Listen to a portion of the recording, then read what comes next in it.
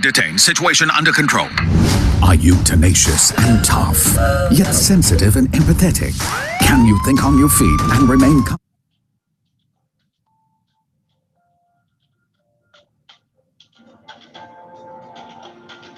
in critical situations? If you said yes,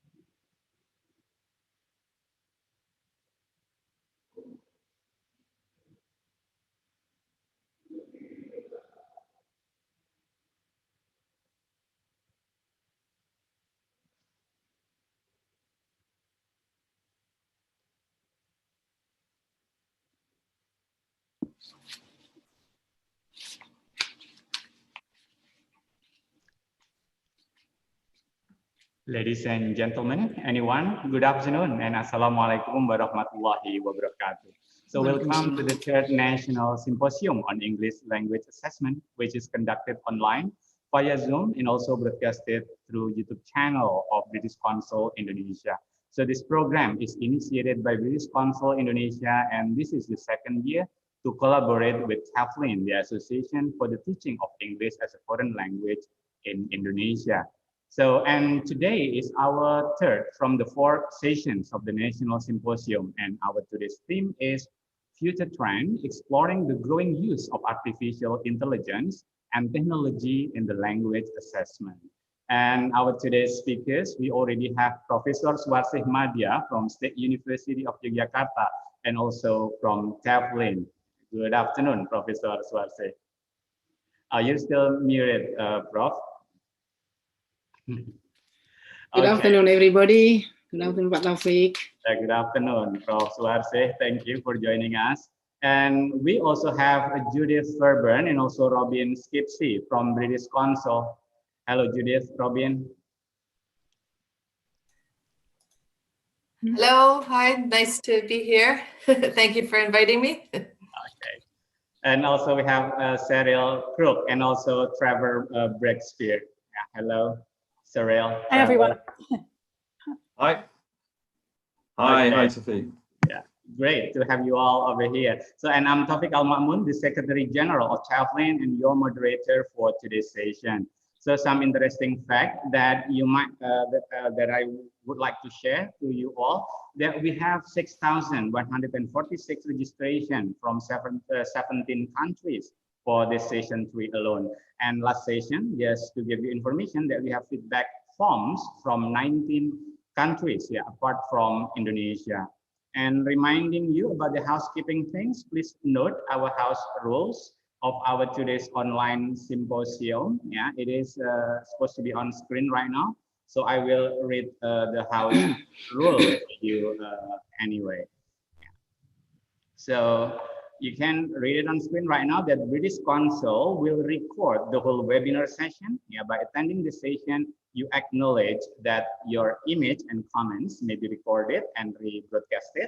And please type your question, if you have a question later on in the session, in the chat box, yeah, on YouTube by mentioning your name, organization, and also a city. And we also have the Q&A box in Zoom, if you are in Zoom.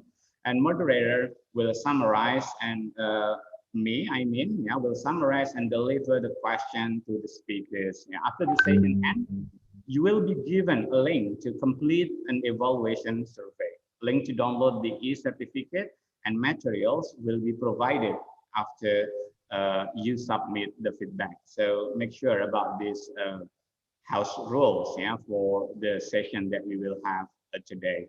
So Without any further ado, I would like to start our today's session. That there will be 3 parts, and on the first session, we will have Professor Suarse Madya, who will give a talk on the technology in language education and assessment, challenges and opportunities in Indonesia. So before I pass the microphone to Professor Suarse, I would like to read her brief bio note. So Professor Madya is a faculty member of the English Department at Yogyakarta State University. She obtained her PhD from Macquarie University, and she has both national and international experience in the area of education and active in national and international professional organizations like Tavlin, ASETAVO, and also APRACSI. This is like the association for the research, and also as a board member of the Indonesian Testing Service Center, which produces the web test of English proficiency, which is also in collaboration with Tavlin. So in this session, Prof. Arse, you will have 25-minute times, for the session.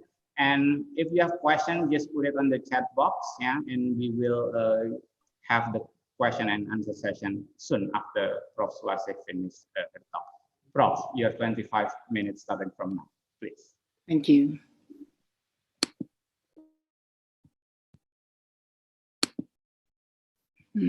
What's that?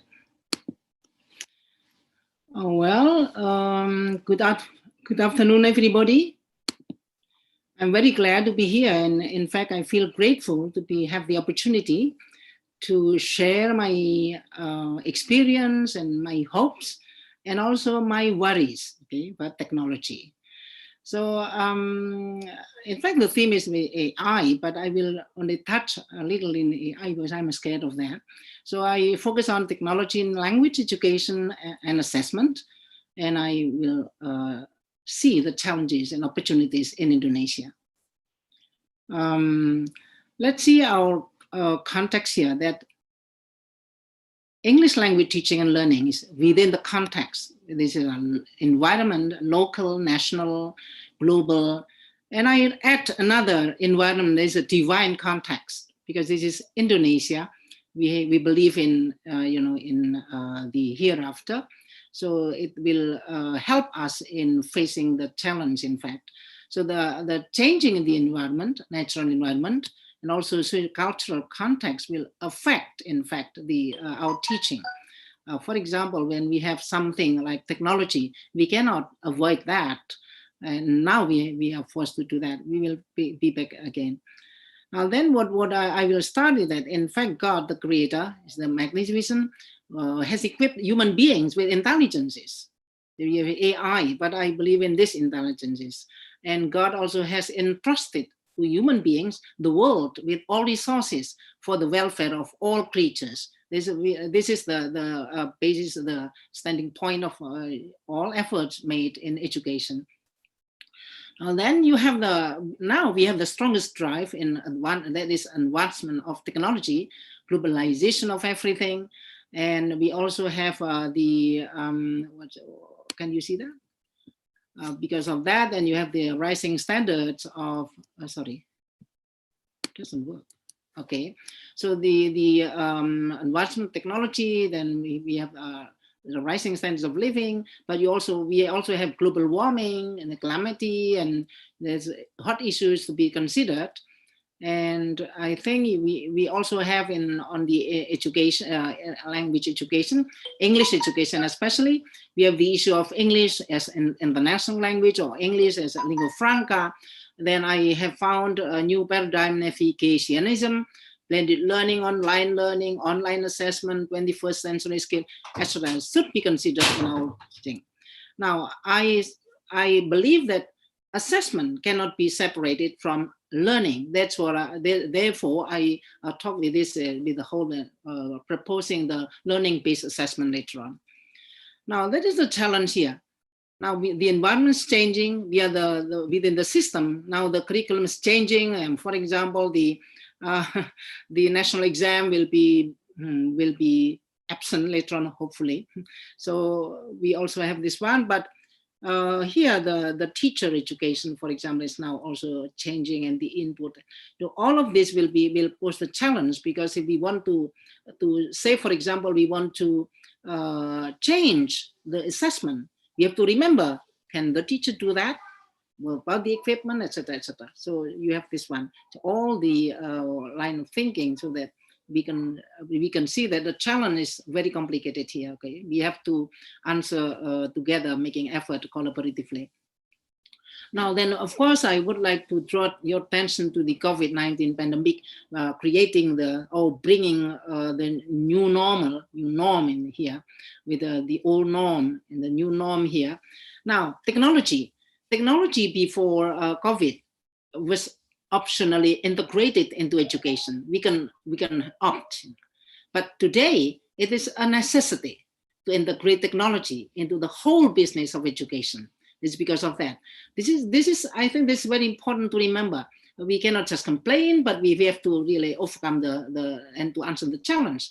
Therefore, we have to think about the new paradigm, the new learning paradigm, and I will show you this new learning paradigm. Now then, let's see here. We have the old normal, new normal, and we have negative impact, but I would like to see not only the negative impact of the COVID-19, but we also have positive impact. For example, I'm now at home and with my grandchildren, and this increasing family life. But in the past, I was always in the office and travel abroad, and it's a little tension to that. Then awareness of the importance of efficiency. We have to really save time, save our own energy, so that we can be very efficient. And increasing new alternative economic, we are decreasing economic activity, but we also have seen that the growth of new jobs and new activities, economic activities.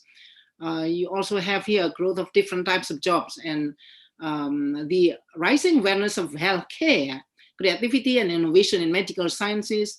And you also have flexibility, more personalized learning, growing learning autonomy, creativity, and increasing efficiency in management. So we are learning, in fact, we are learning together. Yes, AI, artificial intelligence will help, but hopefully will not replace us.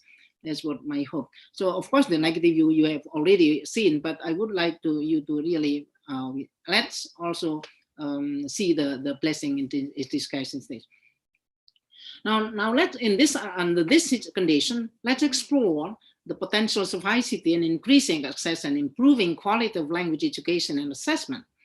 So in this context, we have to remember that technology is only a tool. Remember, it's only a tool that we can use to support our core business, education in general and English language education in particular. So that is when people are talking about artificial intelligence, my hope is that it will not replace our function. Now, what has technology done in education? I just review literature, and these points I got from research findings that various intriguing ways of learning and acquiring target language now is available. So people can learn in different ways, and great connectivity all over the globe. Now we can also be in this webinar by connectivity, and more ICT-based activities among the digital residents, the so-called digital residents, and the lives technology embedded. So, technology is part of the life. Then virtual communication outside the class time, it means that they are more interested in virtual communication, because probably it's more interesting. So we teachers have to realize this, and less formal class participation in the true sense. Probably they are there, but they are thinking about the virtual communication. But another thing is that with technology, we can be flexible. And we can have more choices in terms of time, place, materials, and activities. And we also have the greater chance to be self-directed, independent learners, because we have to arrange our time to choose that, to be flexible in our timetable, etc. Then increase accessibility, enhance cost efficiency, and easier to answer the globalization challenge by that one. Then, of course, the increased efficiency in educational management with e-management, e-administration. Then I have seen also the improved quality of learning everything this one here. So these are the findings of the research study. And my small research study shows that, in fact, with the COVID-19, with the online learning, their autonomy is increasing in many aspects here. You can see here, there's a blue one is there. So in fact, they realize that they can be more independent under the COVID, this one with the technology. So human beings should be forced like that. Now let's see here, COVID-19, you have that, the assessment for learning and assessment as learning and assessment of learning here. Then because of the COVID-19, there's a drawbacks, but also challenges here. Now, to answer the challenge, for example, the closure of a school, etc., this is the role of technology. Then this one is this new, but then you have, if these carried out, the learning and also assessments with the help of technology, we expect that there's better language learning for everyone, everywhere, every time. Then later on, the outcomes, there's outcome-based education, that we will see the desired citizens equipped with the 21st century skills, ready to answer the challenge at the national and global scopes. So this is the big umbrella of that. What about possible negative impacts of technology? I believe in technology, but we have to be wise. We have to be in control of technology. We are not under control of technology. I think this also standing here. Now, I have seen even in Jogja, there's a digital divide to different levels of access or use of ICT depending on the socioeconomic status, the parents' attitudes, and also their own preferences. That also happens here. This is a study in somewhere. Now then, there's also the gap between the technology users and non-users among teachers and of different generations. I belong to the old generation, but I was forced to learn to use technology. And gradually I got accustomed to technology, but I confess that it's not easy for me to enter the new culture of being technologized everywhere. Now, the negative impacts of technology can also be summarized from several studies. Technology provoking indiscipline, negative aggressive behavior, inflaming precocious sexuality, destroying healthy social bonds. There's one finding. Bringing young people into the adult world, threatening the still powerful construction of childhood as a space of innocence and imagination. This is another finding. Then putting children under attack from advertisers and marketeers, and on online bullies and predators. That's happened too. Encouraging sedentary lifestyle, withdrawal, isolation, reduced attention span, increased anxiety and pressure, significantly influence language development and behavioral disturbances. Lowering academic achievement due to the low concentration, lack of attention, and disorganization, undeveloped language skills, creativity, imagination seen in children as a result of access computer. Giving easy access to illegal, violent, and sexual content, communication with dangerous people, excessive dependence on games. And I have seen one victim in this in Jogja cannot speak because of the online game. Negative impacts of video games on children behaviors, children's social attitudes and communication, smartphone, and on students' attention and socialization process. And absorbing most of the children time with the negative impacts of children in that. Obesity, lack of movement, etc. So we have to consider both the positive impact and negative impact, because we are in the business of education. We have to balance that, our attention. Now, therefore, we will see this here. Online activities, opportunities, then the more skilled users experience both more opportunities, more risks. And the risk does not necessarily lead to harm, it's okay. But we have to manage that. Then the policies that seek to limit children's risk may also limit their opportunity. That's the kind of dilemma. So it will be recommendable to give students the tools with which to navigate the digital realm safely, responsibly, and in ways that are rewarding and enriching, so that they will acquire the 21st century skills.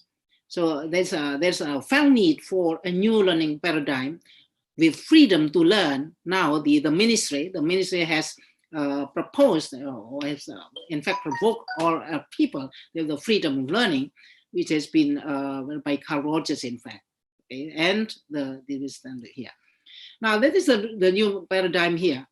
So knowledge navigation. To learn means to evaluate, to navigate. Navigating, evaluating, integrating, problem solving, communicating. Navigationism of evaluationism. So the teachers will be the mentoring and coaching will be the core activities. Then the teacher is the source of the skills and competencies required to navigate, source of how. Knowledge creation is an implied issue.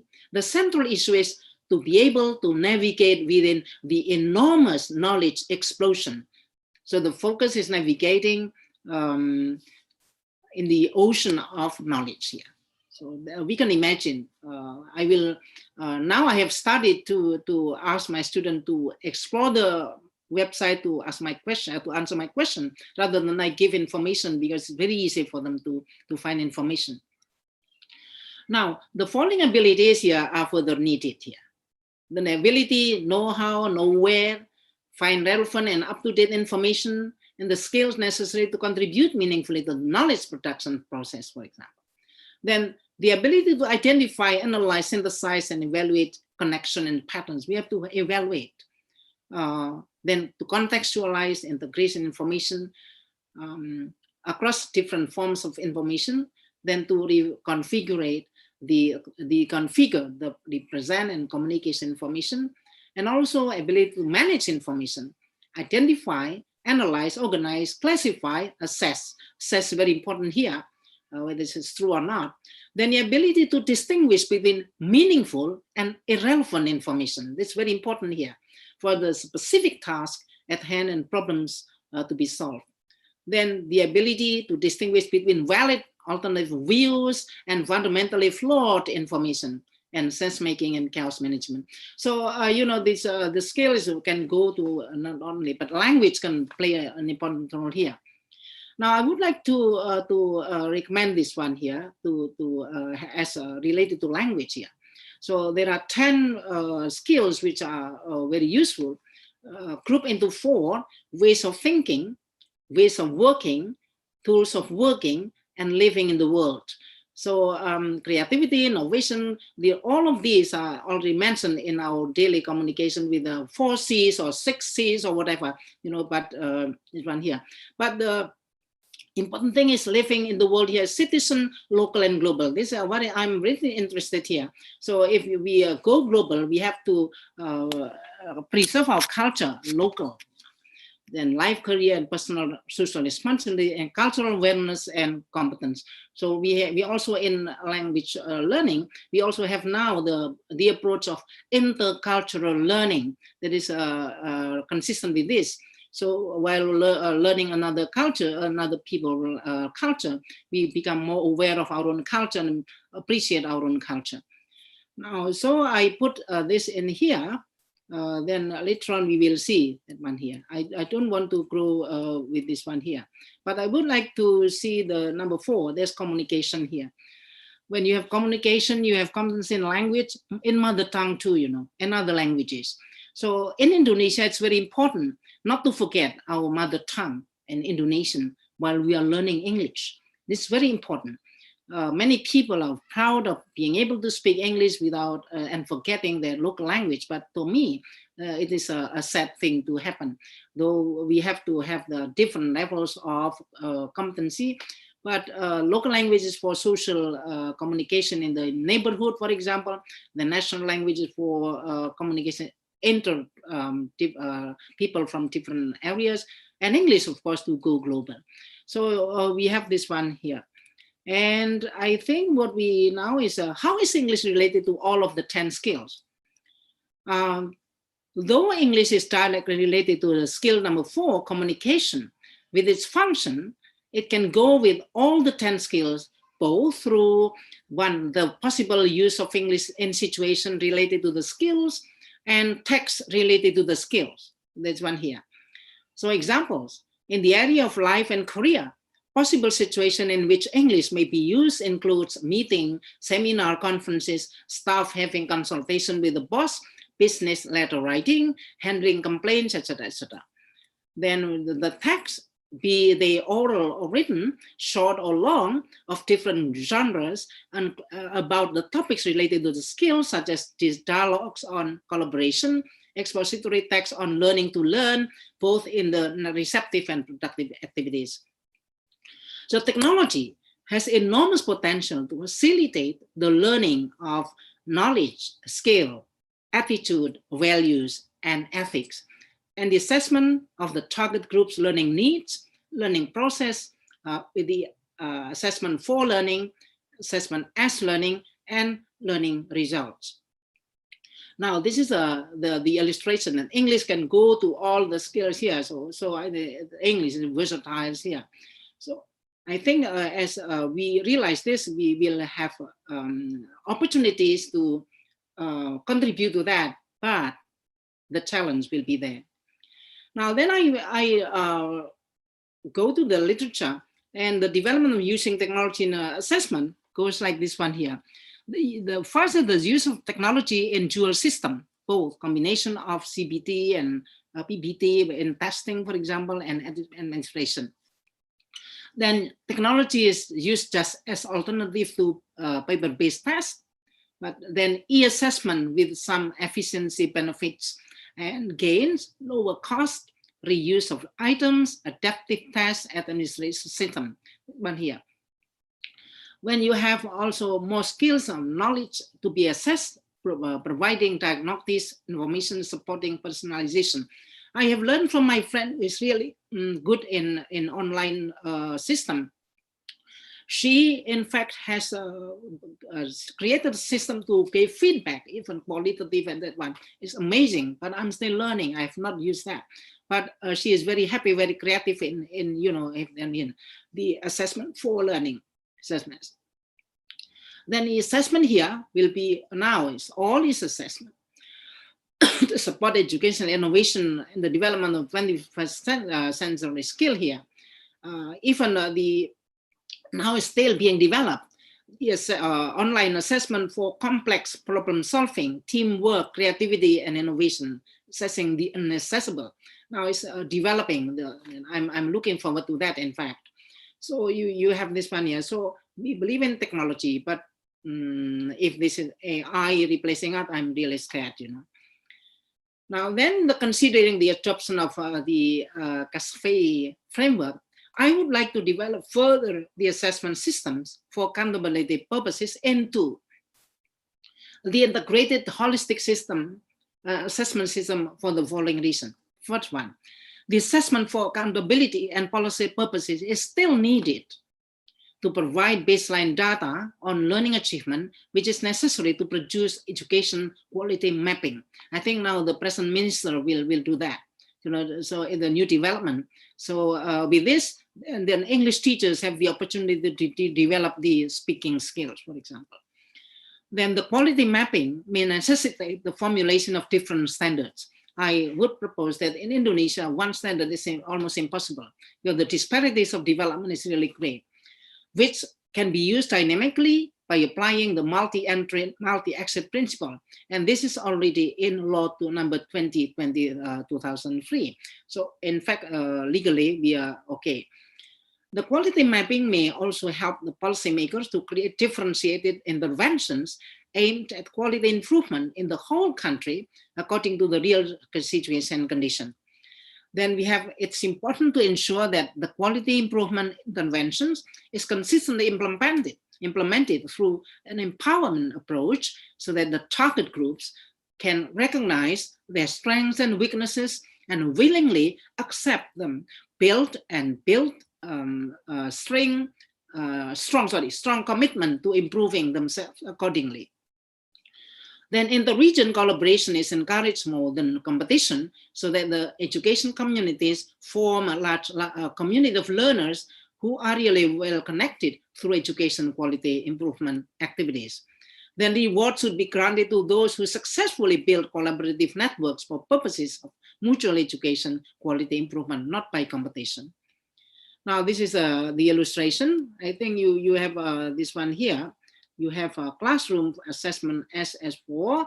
Then we consider the principal, district, and national. We have the communication here. The formula, if we have to determine one is passing or fail, the formula should be combined with the accountability and the classroom assessment. Then you have this one here. That is the balanced system of assessment. Now, in Indonesia proposed this one here, and the national should be combined with the classroom school assessment. This is to provide this. I have that one. This is so-called balanced assessment system. Now, for grades 1 up to 6 primary school and grades 7 up to 9 junior secondary school, constituting 9-year compulsory education, the accountability assessment conducted at district level at the end of grades 6 and 9 are to provide information on the level of standard already achieved, which might be lower than the grade. As practiced in New Zealand, I met someone there.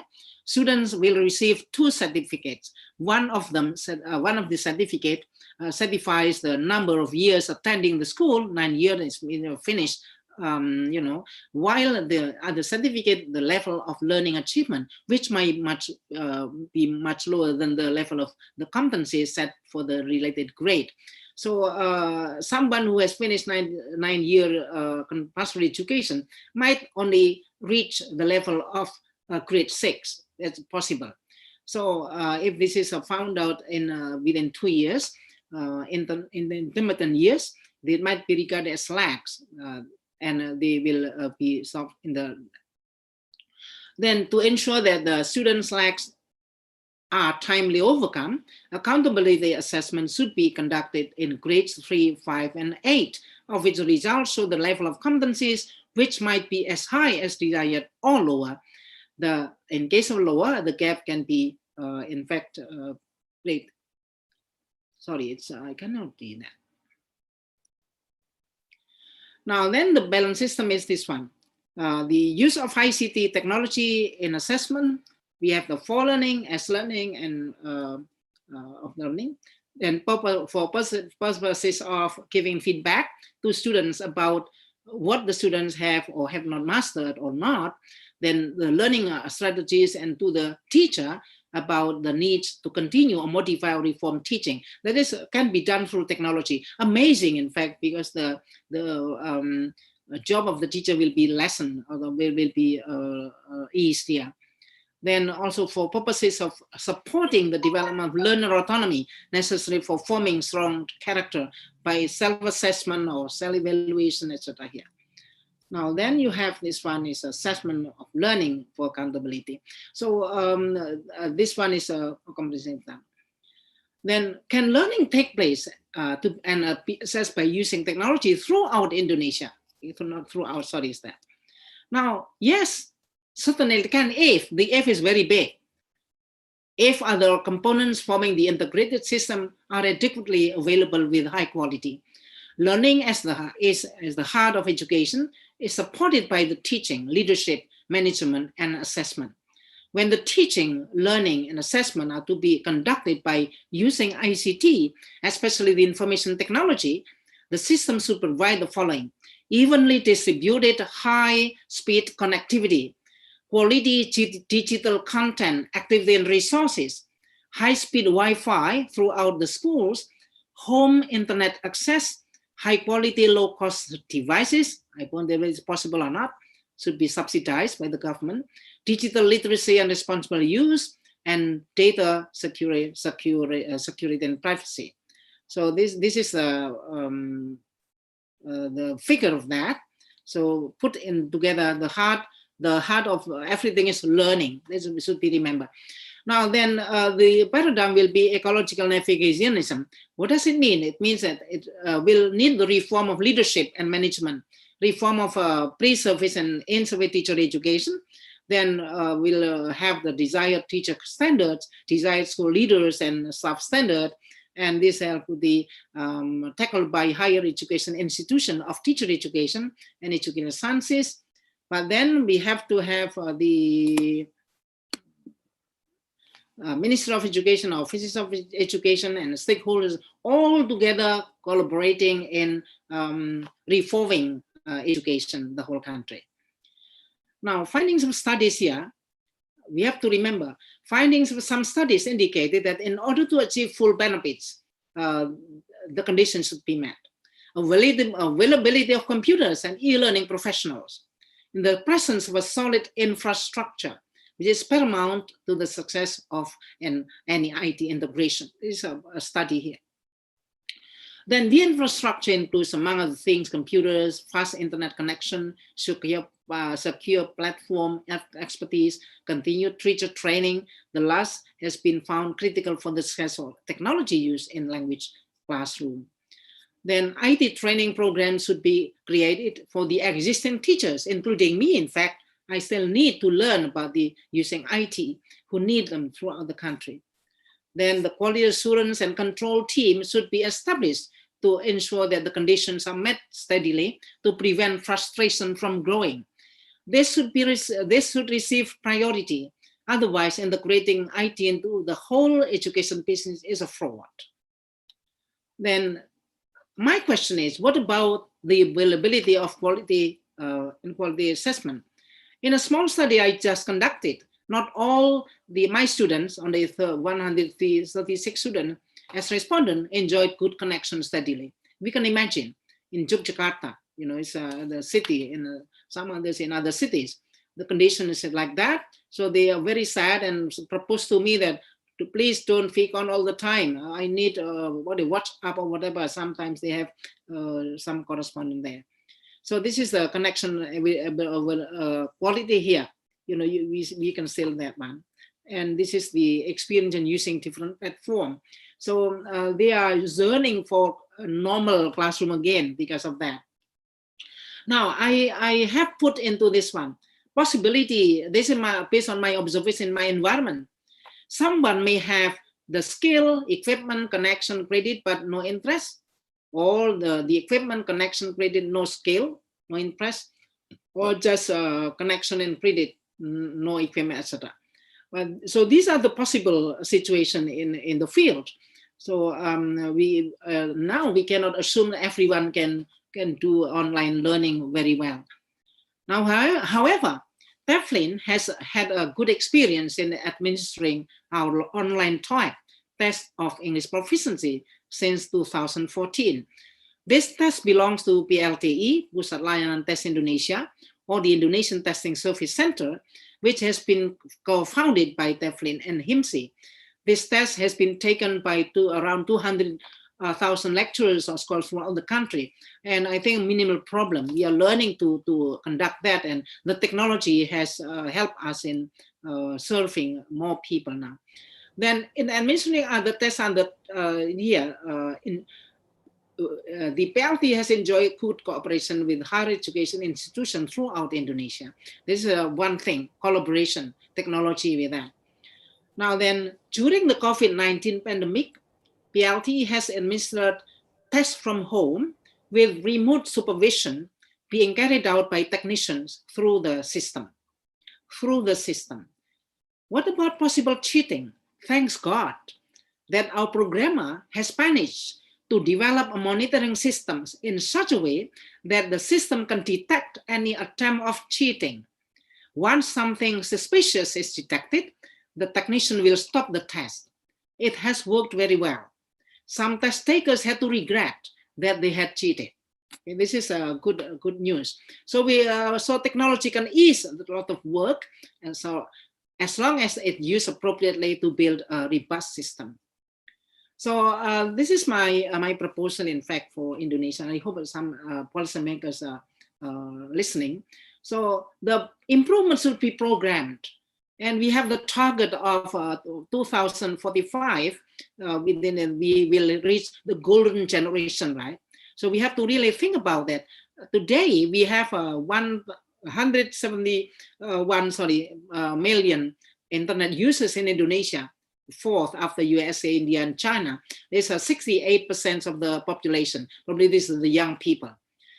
But I would like to hope, though I don't know whether I'm still alive by then, 2045, probably Pak Taufik still there, 90%, I hope, of the population will be internet users with good connection, not only, but good connection. This is this one here.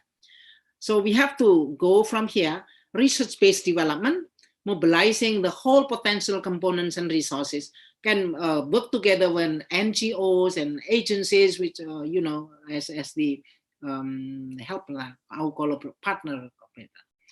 Now, while waiting for the building of the necessary infrastructures and provision of necessary equipment, as well as the training of the teachers, efforts have to be made to ensure that no child is deprived of education opportunity. So I'm very fanatic in this. In this connection, the following principle may be applied. Use whatever IC technology, and now in Jogja, still correspondent post, the postman still used in some areas, and mode of delivery which everyone feel comfortable with. And never let any child be left behind due to a lack of sophisticated technology.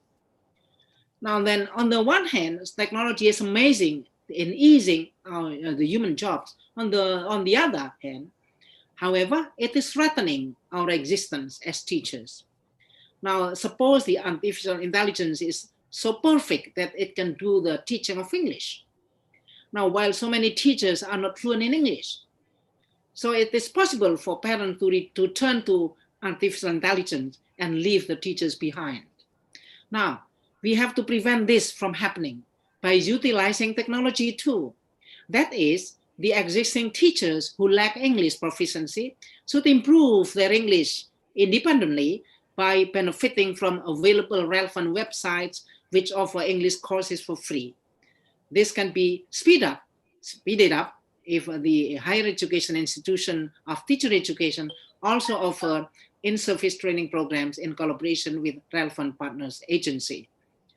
Now, we have to believe that AI will never compare us in terms of feelings, emotion, which give unique nuances of human touch. Now, I think this is my appeal at the end with technology, but I hope that technology will ease our job as teachers and improve our efficiency and effectiveness of learning. Thank you very much, Pak Taufik.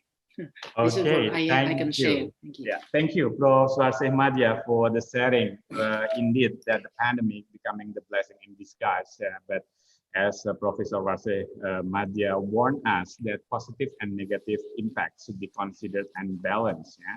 And how to develop the knowledge, skills, attitude, values, and ethics. Yeah, and also integrated and incorporated the 21st century scale. And Prof. Swarsih also proposed the integrated holistic assessment system by predicting what will happen in 2045. So, Prof, I have one question over here, Prof, in our question and answer session.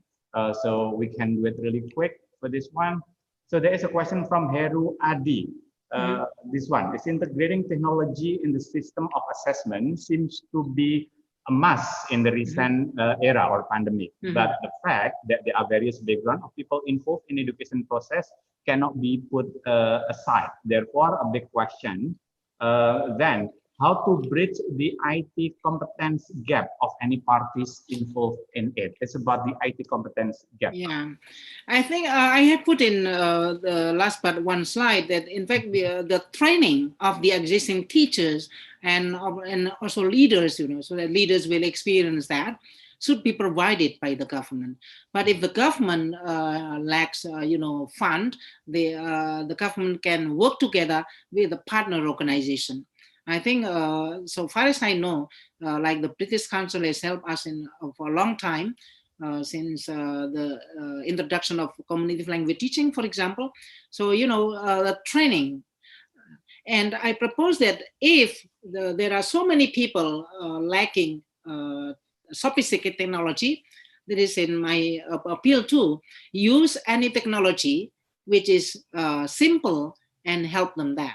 That is my point, in fact. So I'm with you, in fact. So we cannot leave anybody behind.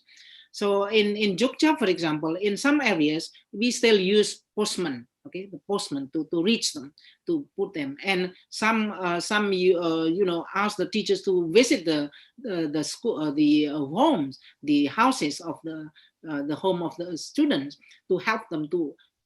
Or some will send the administrative staff to give the materials to the students' home. So I think we cannot wait, but we have to be considerate with the people who are still, yearning for some help like that. Mhm. I hope I have answered that. Okay, thank you very much, Prof. Suwarsih. Because of the time, we cannot continue for the Q&A session, but we will come back with Professor Suwarsih Madya at the end of the panelist session. Prof. Suwarsih, thank you very much for your thoughtful ideas, and also how to address the Indonesian context in terms of the use of technology in the assessment of English learning. Okay, now I would like to guide you to move to the second session that we will have Judith Verben and also Robin Skipsey from British Council who will talk about developing a localized high-stakes test to assess speaking in Japan. So before I pass the microphone to both of Judith and also Robin, I would like to introduce them very briefly. So Judith Verben leads on assessment development project for the British Council's global assessment team. So Judith has an MA in language testing from Lancaster University and is now studying a PhD at University College London, the Institute of Education, focusing on better decision-making processes when marking speaking tests.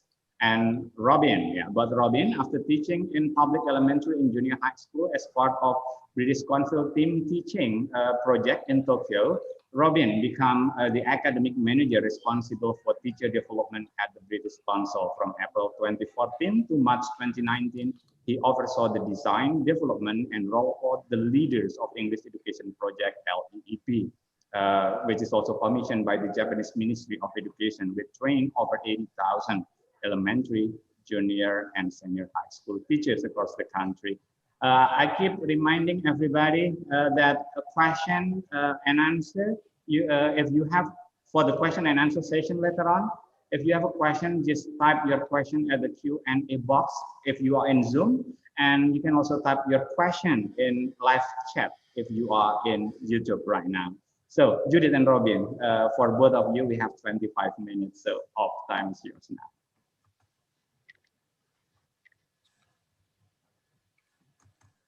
Okay, first of all, can I just check that everyone can see? Can I just check that everyone can see our PowerPoint? Yeah. That's great. Yes, okay. yes, Perfect. very clearly. That's great to see.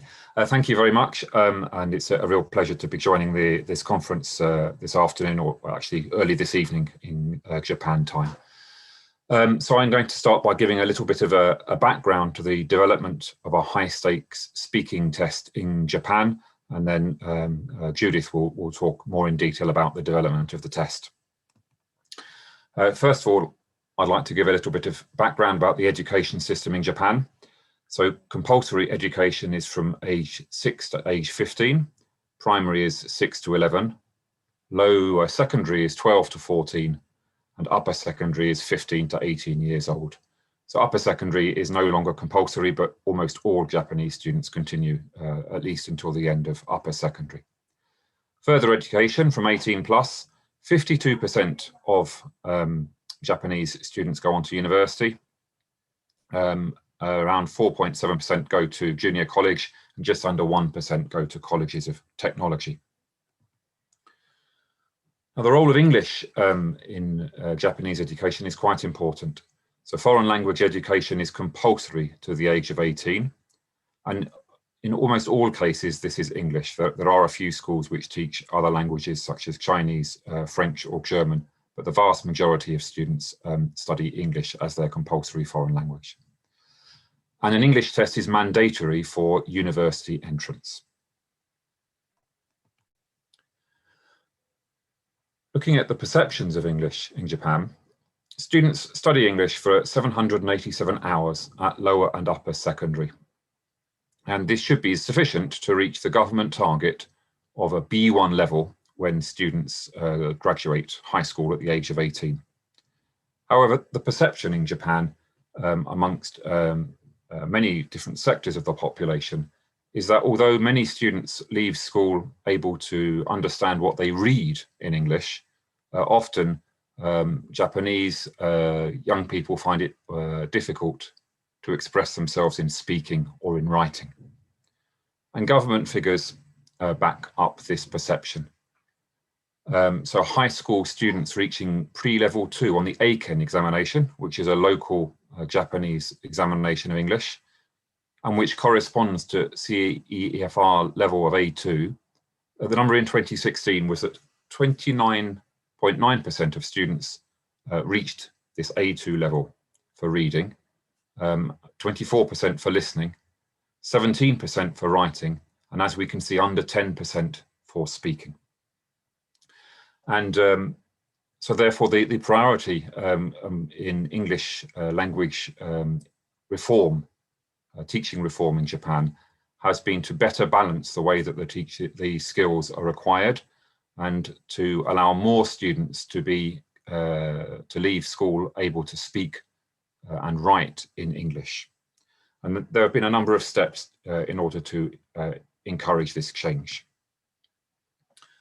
So first of all, starting in 2020, there's a new national course of study which references the CEFR and which specifies teaching in not only in reading and writing, but also interactive speaking, spoken production, and writing. This new national course of study is being followed by let me start again. As part of the English reform programme, there will be new English textbooks. English has been introduced at primary school, and there are new assessments. So let's have a quick look at the end of school assessments up until this year. The big test is the National Centre Test. Around 50% of students in Japan go through the National Centre Test system in order to enter higher education. Now, the Centre Test traditionally attempted to indirectly measure speaking by multiple choice items, focusing on the pronunciation of individual phonemes and words at word level and word stress. And if you look at the item, the B item on the screen, I don't know if you can see it, but there are four words: civil, purchase, unite, and valid.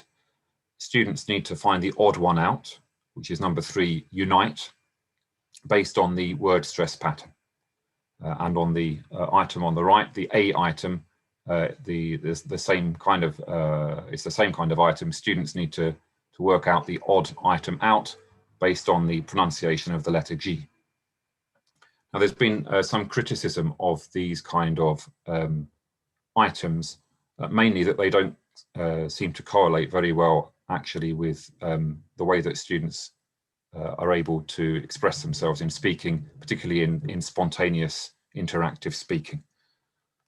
And so from 2021, the test has been renamed the Kyotsu test and revised to focus exclusively on the skills of listening and reading.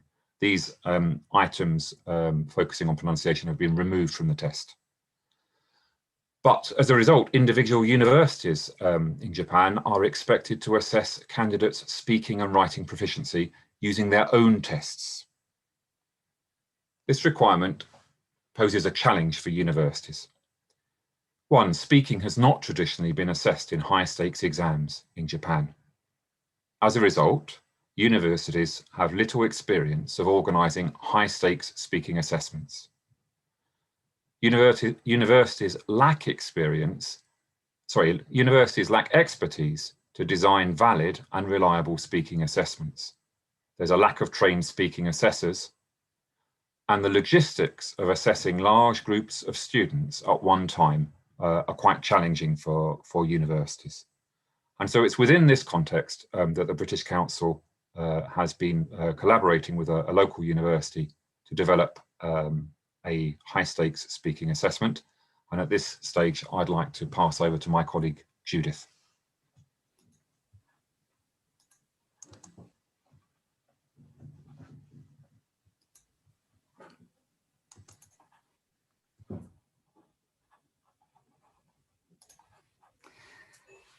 Hi, everyone. I'm Judith Fairbairn, and I will talk about how we developed this test. So the British Council collaborated with the Tokyo University of Foreign Studies, Tufts, to develop a localized speaking test that was customized for the client's needs. So it's a university entrance test to join Tufts. It's a speaking only test. We've delivered 200 tests the past couple of years, and it's entry only into one program at the moment.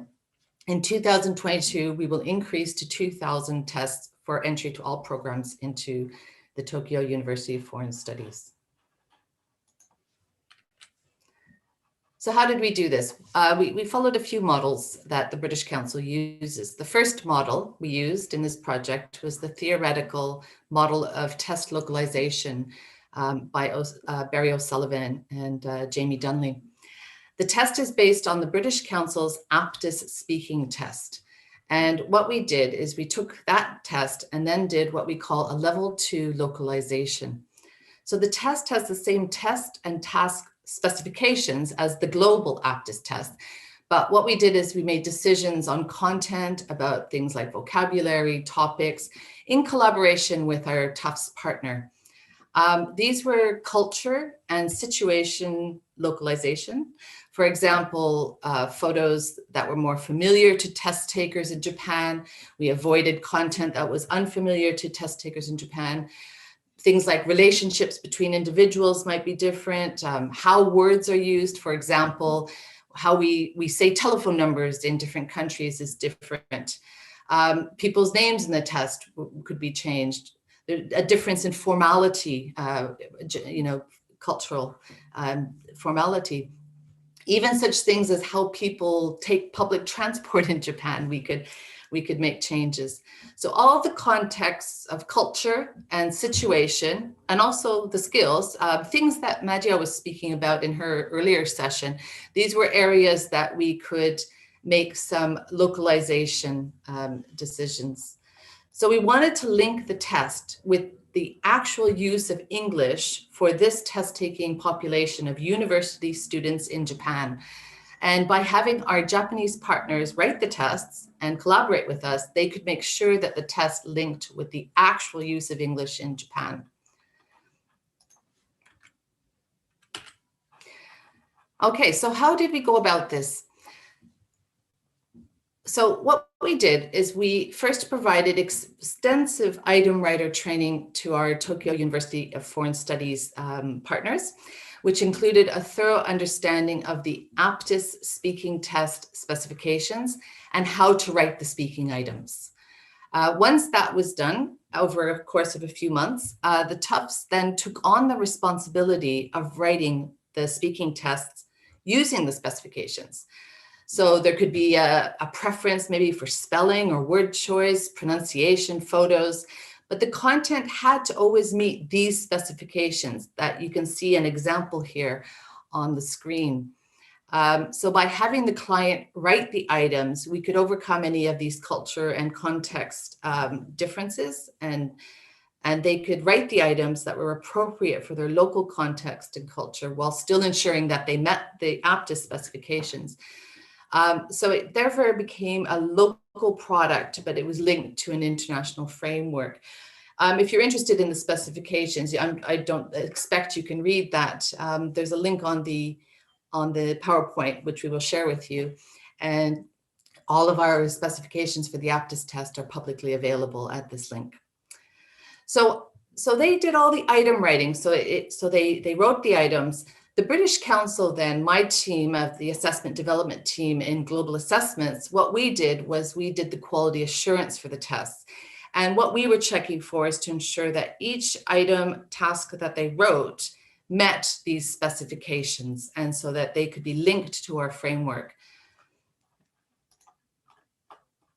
So what's important to note here is that the test was written by Japanese testers, but meets the standards of the test specifications so that we can link the test to the CEFR. The other model that we use in global assessments for test development is the socio-cognitive model of test development. The objective was to produce a quality local test that achieved the overall aims of all stakeholders, so including a cross-national team of test developers, of course, the test takers, teachers, policymakers. You can see on the right-hand side all the stakeholders that we always consider when we're developing a test. And so we want to think of how the consequences and the impact of the test on all of these stakeholders. So for example, what is the impact of the test on the teaching at high school or secondary level? So if we now start to test speaking for entry into university, what's the impact of that on the teachers at high school level? We also want to think about, when we're developing our test, the consequences of impact of all these stakeholders on the development of the test. And that's why it's so important to use local partners to help develop the test, because they have the local knowledge of all these stakeholders.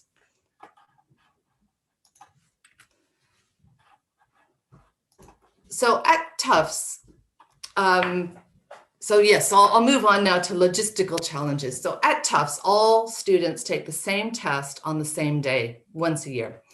So the first logistical challenge was to deliver 200 speaking tests on one day. That was quite manageable, but to scale it up to 2,000 tests in one day, and then maybe across the country, you're talking hundreds of thousands of tests, is logistically challenging to deliver a speaking test. So we've used Tufts Computer Labs to deliver the test, ensured good quality headphones so that there's no interference across test takers, separating test takers who had taken the test from the test takers who were waiting to take the test. But it is a challenge to conduct large-scale speaking tests at the same time and with good quality experience for the test taker. Headphones are definitely key. Making sure you check the systems in advance, having backup computers, things like this are quite key. There are a lot of different platforms that can deliver the speaking test. We have experience with a number of platforms, and the important thing to remember and to consider is how much technical support you need on the test day, and making sure you have enough internet bandwidth, et cetera, to deliver the tests. Maddie had talked a lot about this as well, about computer availability, internet availability, IT training for administrators, all these things very important. Platform providers, they need to understand that these computer, internet, and IT training constraints, and find ways to overcome these issues. I've been looking at a number of platforms over the past year, and I can say the pace of change is quite remarkable. So there are different platforms that can overcome computer availability, internet availability, and IT training for teachers and administrators. So things are changing very quickly, of course, because of COVID has, I think, sped this up quite a bit. The latest technology is, of course, remote proctoring because of COVID. This has raised a number of new issues on top of computer, internet, and IT training constraints. So do test takers have a quiet space to take the test at home? We need to do more studies on how remote proctoring is impacting on test takers' access to tests and fairness in testing. So when it comes to rating the test, well, one of the reasons Tufts chose our test was because they wanted the test, well, first of all, they just didn't have enough raters within the country to scale this up to mark all the tests. So they wanted something that could be marked quickly to international standards, and also externally to get an external broad view of the spoken language. So we have an examiner pool of 170 examiners, which is multinational, globally dispersed, and they work 24/7. So we're able to return the results within 48 hours.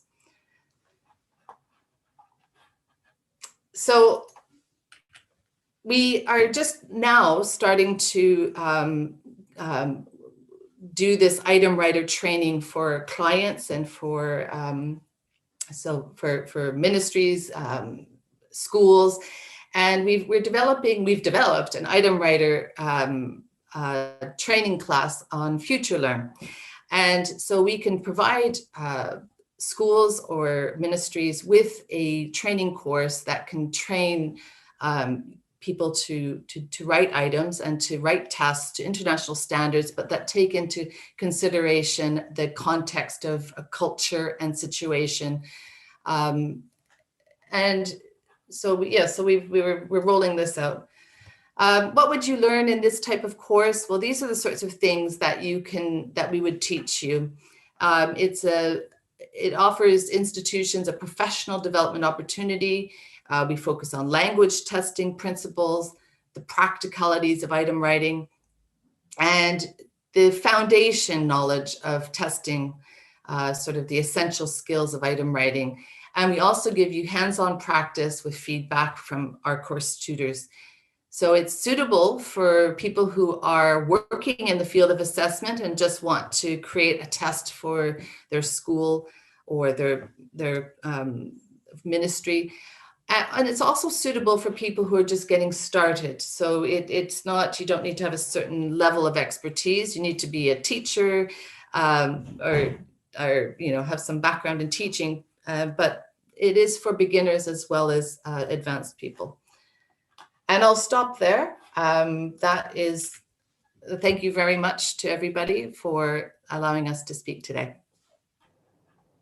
Okay, thank you, Judith, and also Robin, for sharing the experience in Japan context, and also how the test using the contextualization or contextualizing the localization could be made over there.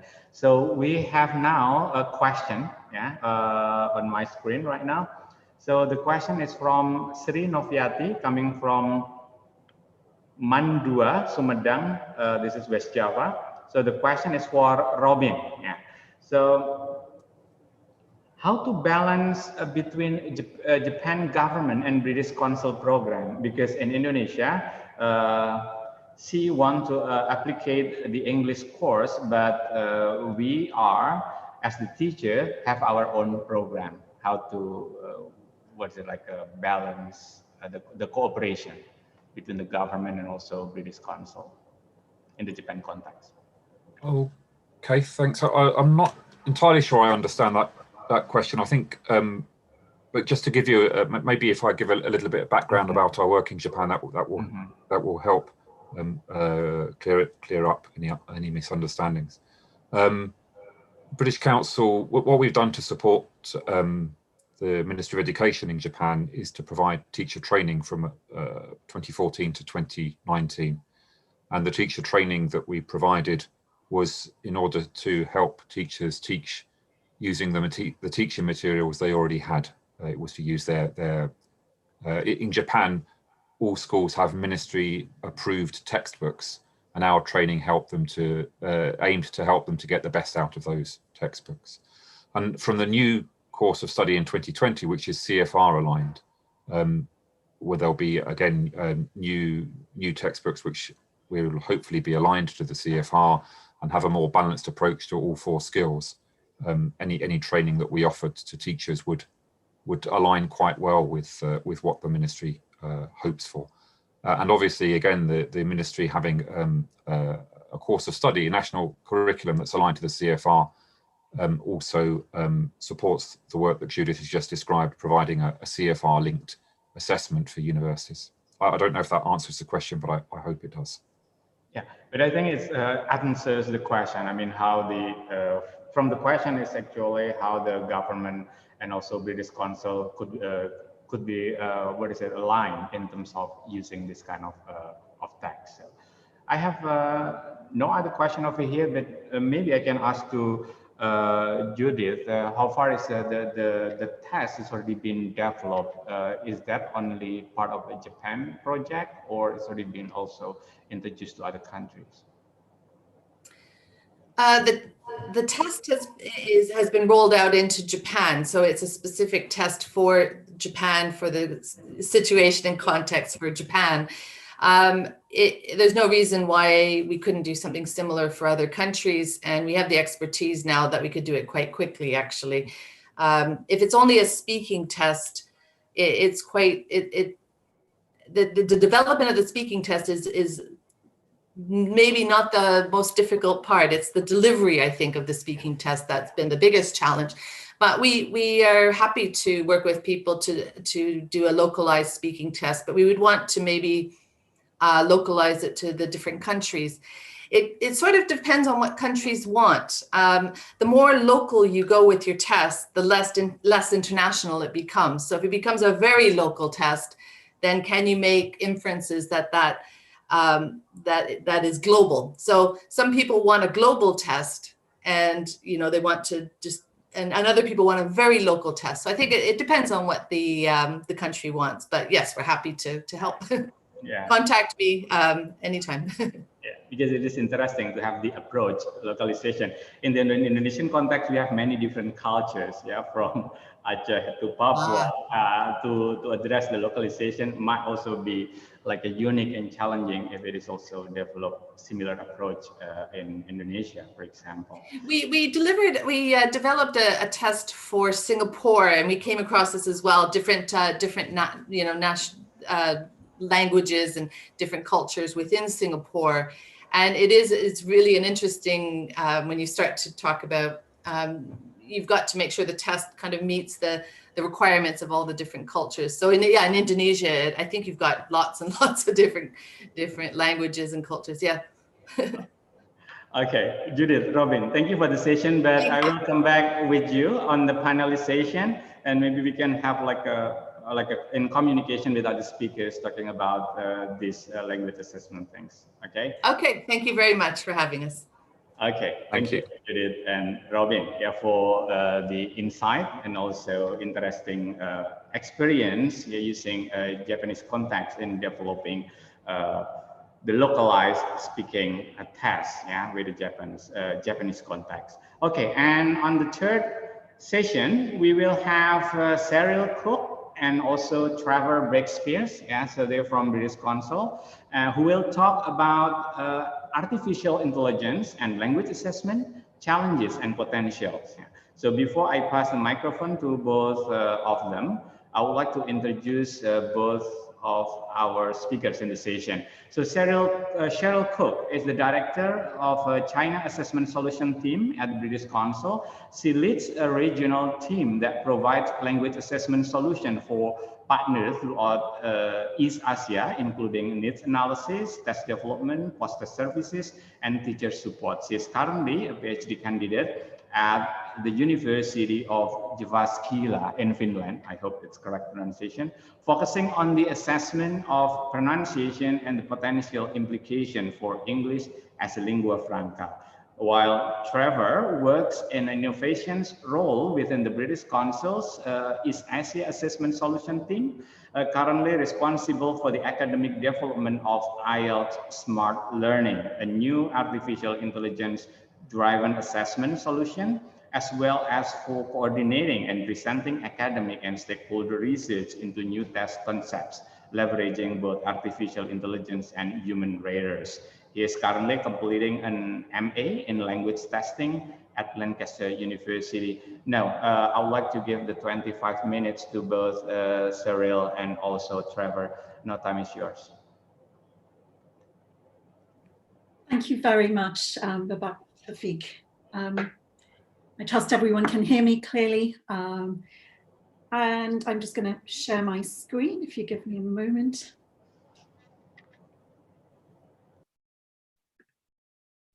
There we go. Sorry, just give me a second.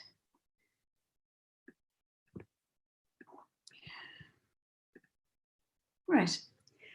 So thank you, everyone, and thank you especially to our previous teachers, Professor Suwasi, and my colleagues, Judith and Robin. I think a lot of what they said during their presentations will be echoed in what we have to say as well. We're looking specifically at technology, AI, yes, and also a little bit broader than that as well. And we're focusing on the challenges and potential around AI. So, sorry. Right. I'd like you to think very briefly about computers and language testing. Of course, there's been a move towards computer-based testing for several years now. And as the previous speakers mentioned, with COVID-19, it has made this option a lot more attractive to teachers, to students, to educational organizations, as we all try to find ways to overcome the need to socially distance while continuing with the important work of education. But I'd just like you to consider, do you trust online testing? Do you trust machines to give an accurate score? Maybe your opinions will change at the end of this presentation, maybe they won't.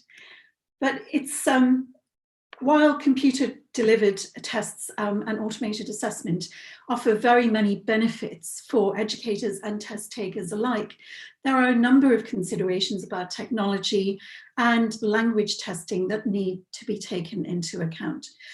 The fact that computer-based testing or computer-delivered testing and automated rating are not unquestionable panaceas that solve all our problems can be seen in recent press coverage, such as the one on screen now, about online tests, where there's concern over cheating, for example. And also in relation to automated assessment and machine scores of productive skills, there have been a number of articles in the news around whether they are reliable or not. Right. In this brief presentation, we aim to offer a general overview of technology and language assessment that will be of interest to educators, test takers, and other applied linguists. This presentation is not technical in any way, and we will only touch on the technical aspects of automated assessment very briefly. It's also not comprehensive. We have less than half an hour to cover this complex topic, so we'll just be focusing on some of the key highlights. We'll be exploring what the current or near future capabilities of technology in language assessment are. So around the question, what is possible? And we'll also be considering what is realistically achievable for most organizations and educational institutions. Just because it's possible doesn't mean that it's easy to do. It may be too expensive, it may require skills and know-how that a particular organization doesn't have. And we'll also be considering what is desirable. By that I mean whether we increased use of technology in language assessment is necessary or wanted. Just because it's possible, just because it's feasible, does not mean that we should do it. A key consideration throughout our presentation is around the consequences of incorporating technology in language assessment. Right. Moving on. Let's consider the rationale for more technology in language assessment, and also why there is now a more intense move towards this. And I believe Professor Suwasi touched on this in her presentation as well. I'd like to briefly look at the drivers, what motivates us to do this, and also the enablers, what enables us to be able to use technology more widely within language assessment. Of course, one driver and one motivation is scale. Technology and computer-based testing allows us to reach a much, much wider audience and reach many more test takers. There's also the question around economy. Computer-based testing can be much cheaper than traditional face-to-face, for example, speaking testing. And there's access as well. One of our new products in the British Council, together with our partners, was originally developed so that people who are living in remote areas, or people who are living in areas that are very hard to access for whatever reason, would be able to take the IELTS test. And I'll speak a little bit more about that later. There's also the question about speed. If you're using computers to deliver a test, or if you're using computers to mark a test, particularly, you can have a much greater turnaround than you might have if you're using human raters. And of course, and none of our presentations today can be done without talking about the current situation we're in. Social distancing and the need to do testing remotely has been a key driver, as Judith mentioned, in the rapid increase of different platforms and remote proctoring and those sorts of things. In terms of enablers, we've simply got much better computer processing power, and that is improving all the time. There's of course the internet development, with many people having access to the internet and the internet becoming faster. There's been a lot of work done around big data and machine learning, which is the foundation of being able to use machines to rate particularly spoken performance of language, spoken and written or productive skills performance of language. And of course, computer literacy. So more people are very comfortable using computers, and particularly the younger generations grow up with them. And finally, there have been huge strides made in automated speech recognition. So anybody who's used Siri on an iPhone or any of the different apps will know that it improves all the time. And that is one of the key enablers for processing or for rating and processing spoken language. Okay. So in what ways does technology influence language assessment? Firstly, it's in terms of how tests are delivered. And this may be that all the modules are online or only some. For example, with IELTS, there's computer-delivered IELTS, but the spoken component is usually still face-to-face. It could be with the human interlocutor, as with our new IELTS video call for speaking, for the speaking test, where it's delivered via the computer, but the interlocutor is human. Or it could be that the test taker is interacting with the computer only, as in our APTIS tests, for example. And it could be done in a centre where the test taker actually travels to a particular secure centre, or as Judith mentioned, there's a move towards remote proctoring where test takers can take it from home. The other area in which technology is affecting language assessment is around rating. And there are different models for this. Some of the rating of, and I'm speaking here specifically about productive skills, so writing and speaking.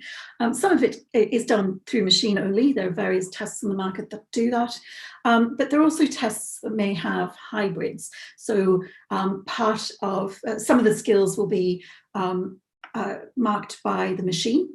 And other skills or other criteria will be marked by humans. So an example would be that grammar is marked by the machine, while humans mark for content or for coherence and for topic development, that sort of thing.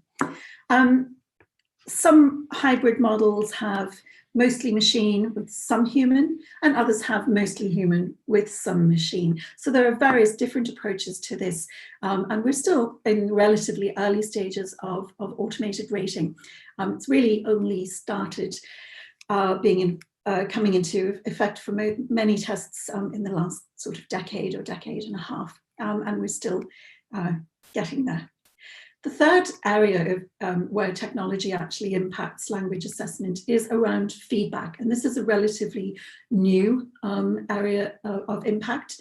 And that is largely around the machine being able to provide feedback to help the test taker or language learner improve their writing and speaking, or to help them to prepare for a particular test. So giving them feedback on what they need to improve on in order to do that. So in this presentation, we'll look at the possibility, feasibility, and desirability of each of these different areas that technology is affecting in terms of language assessment. And I'm going to start with the delivery aspect of this. So computers for test delivery, is it possible? Yes, we know it's possible. It's already happening. We also know that it is feasible because it's already happening, and more testing organizations are using computers. But is it desirable? There are still limitations around infrastructure and access to hardware. And test developers and users still need to consider what impact moving to an all computer delivered test will have on people with weaker computer literacy skills, or those without easy access to the necessary hardware or software, or a reliable internet connection, for example. A key concern of moving completely to a computer delivered model is whether this is actually widening the gap between those with easy access to computers and those with limited or no access, for whatever reason, to computers as well. And that's one of the consequences that test developers and also test users, for example, a ministry or an educational organization, need to consider before doing this. Who is it impacting, and how is it impacting them? So what are the unintended consequences, or what is the unintended impact? Another key question is around how the delivery might change the construct. So by construct here, I mean the ability that we're trying to test. With other words, does the computer delivered test still measure the same ability as the paper-based or the face-to-face test? This last question is particularly interesting given some changes in our lives over the last decade, and particularly over the last 6 to 9 months. And let's explore this idea of ensuring that the test delivery mode measures the same ability a little bit more. Any test developer, wherever there's a change to the test, it may be around the timing of the test, it may be a change to the content or the topics in the test, they need to demonstrate that the test still measures the same construct or underlying ability.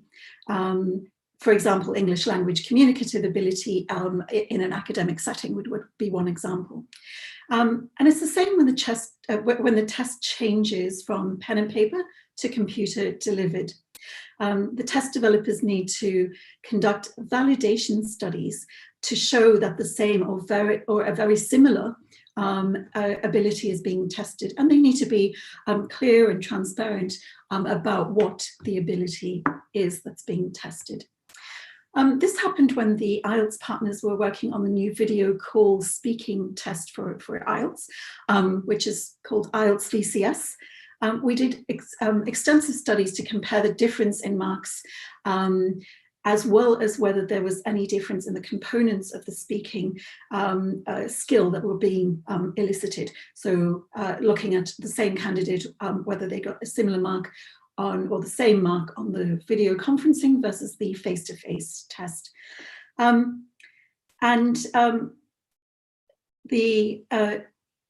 Importantly, IELTS VCS still uses humans to conduct the test. So there is still the human interaction, which is such a key part of the IELTS speaking test.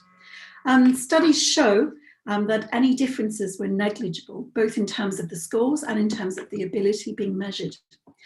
IELTS VCS went live earlier this year and offers test takers the opportunity to take the speaking test through a computer rather than face-to-face.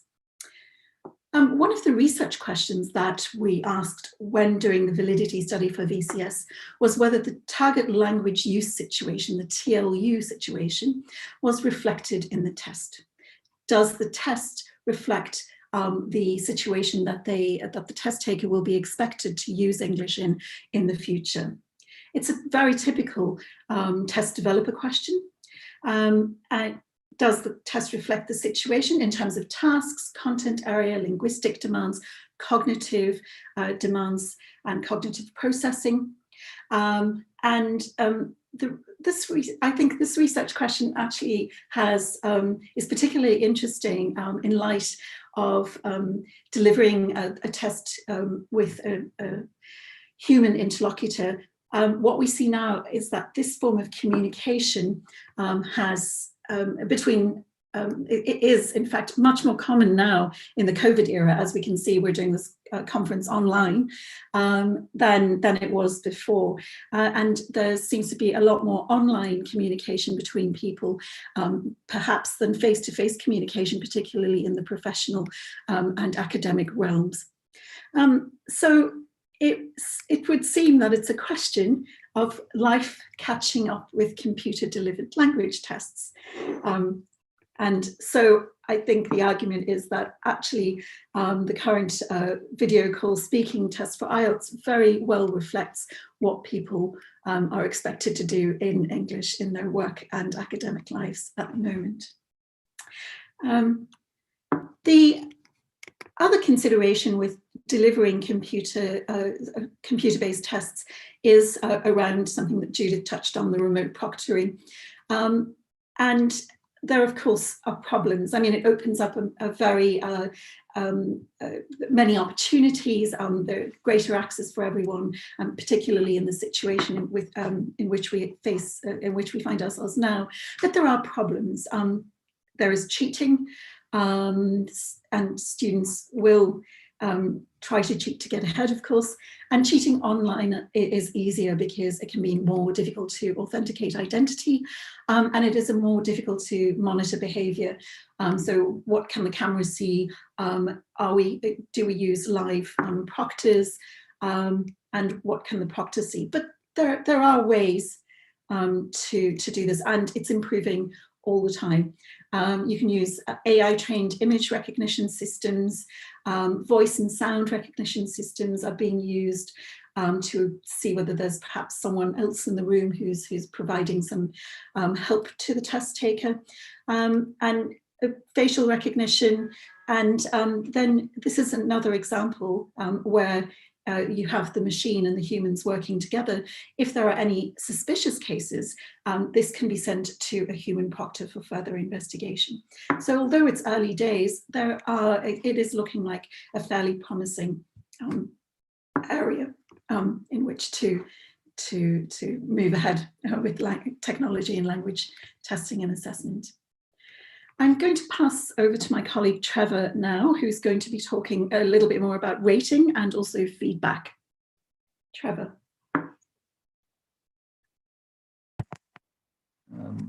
Hello, everyone. I hope you can hear me. So first of all, thank you, Cheryl, for the introduction and also talking about the delivery. As Cheryl said, I'm going to be moving on to the rating and feedback. I was struck by a comment from Professor Sawasi, who said, she's scared of AI. Well, so am I. And I think that's actually quite a reasonable thing. I think what's more frightening actually is if we take AI technologies for granted, we're not critical, and we simply apply them and accept them in our teaching. So I think in this section, briefly, I'm going to talk about possibilities, limitation, and implications in AI scoring and feedback for the productive skills. For receptive skills, computer-delivered models actually work quite well because they're discrete choices. But for productive skills, we need to make judgments. And judgments is obviously much more involved. And also, the implication is that we need to mirror cognitive processes. So I'm going to start with the slide that I always dread, which is, Cheryl, if we could move to the next slide. How does it work? What are the processes that are involved in this? I think before we start looking at the pieces, there's a key assumption to this process, which is that what is desirable is that we mimic and predict what human raters do. The assumption therefore being that the human raters are right and the computer needs to copy it. So how does the computer copy it? As you can see on the left here, this is the performance. So you've got a written performance and a speaking performance. And these are the inputs to the system, if you like. Sometimes we need some stages. For example, the ASR that Cheryl mentioned. OCR is converting handwritten text to measurable digital text. Cheryl, if we can have the next animation.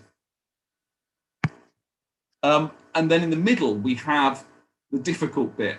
Some of it is measurable, so we can see some of these features. Some of it is what we call black box, so it's very difficult to measure.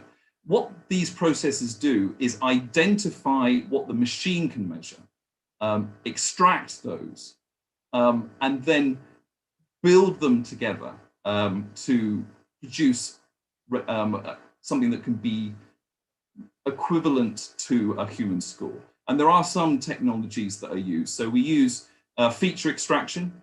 So that could be very simple. It could be just measuring the number of words, the number of unique words, for example. It could be a lot more complicated. It could be talking about the semantic similarities between one text and another.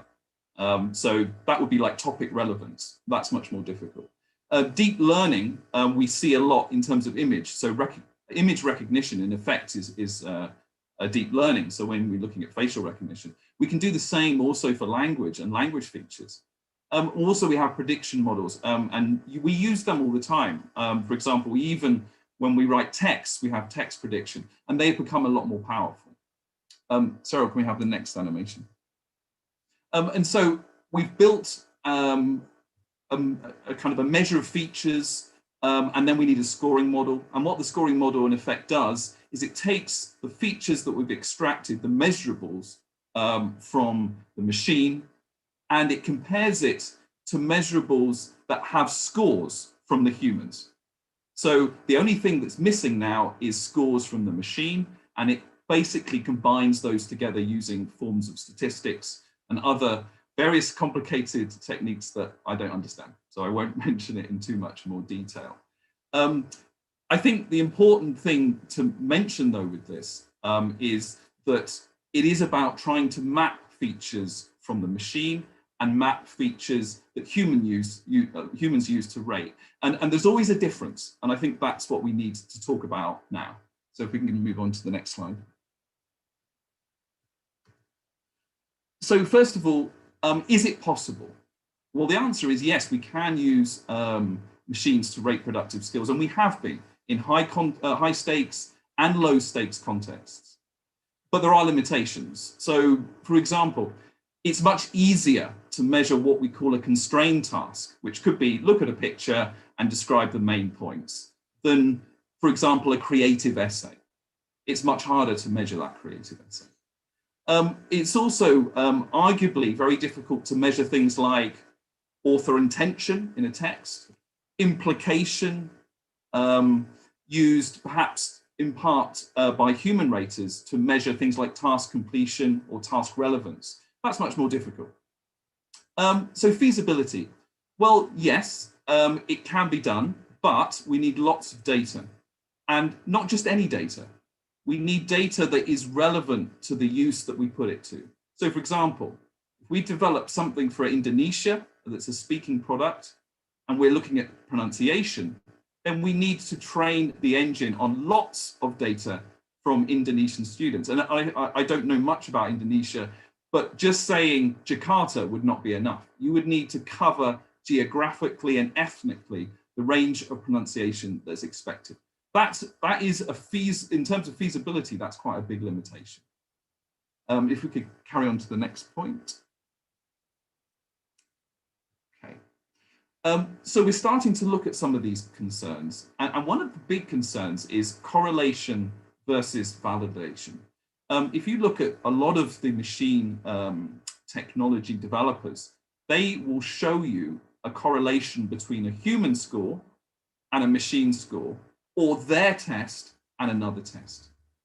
Now, the thing with correlations is generally they look quite clean. So a zero correlation is no correlation. And if you're near 1, that's 100% correlation, that looks great. The problem is you're not necessarily measuring the same thing. A correlation may suggest accuracy or reliability, but that reliability is only based on the assumptions of the actual machine itself. So we could be measuring completely different things. What we actually want to be measuring for a valid test is that we're measuring reliably and we're targeting the right construct. For example, if we talked about lexical ability, the machine maybe can learn the number of words that are used, the number of unique words that are used. What it cannot learn is the effect of any misuse on comprehensibility. So even though it looks like we're measuring the same thing, in fact, we might not be. And how can that be shown? Well, and a good example is gamification. You can game machines. You give a machine what it wants, you may get a high score, a higher score than perhaps you deserve. So there's an implication of negative washback within this kind of system. And the final thing is bias. And this goes back to my first point, which is that the assumption is that the human rating is desirable and right.